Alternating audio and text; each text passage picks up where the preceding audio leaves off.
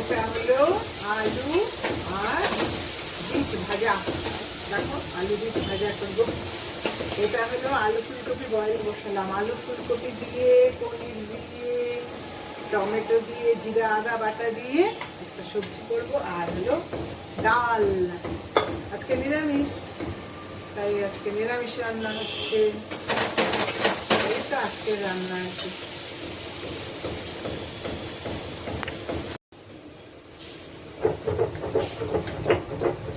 মশলা বাটছি, জিরা আদা বাটছি, রান্না করব। মশলা বাটতে আমার ভালোই লাগে।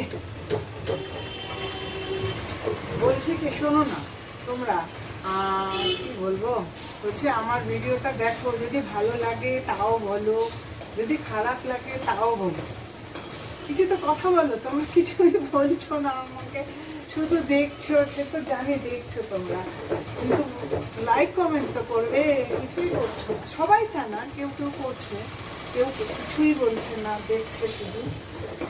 লাইক কমেন্ট করো, আমারও তো ভালো লাগে না, মজা লাগে। আমি তো একা থাকি, সারাদিন সারা রাত একাই থাকি ঘরের মধ্যে, আমি এগুলো নিয়েই বেঁচে আছি। তোমরা যদি একটু আমার সাথে কথা বলো তাহলে তো আমার একটু ভালো লাগবে।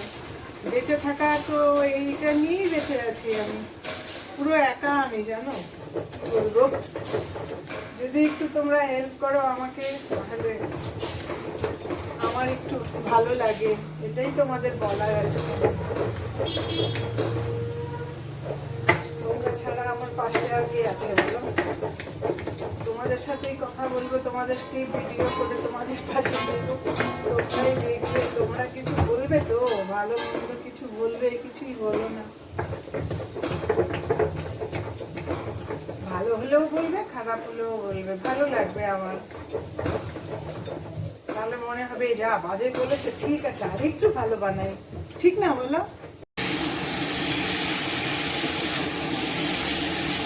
দেখো হয়ে গেল আলু পিঠ ভাজা, পনির দিয়ে ফুলকপির সবজি বানালাম, ডাল বানালাম, এদিকে ভাত হচ্ছে। দেখো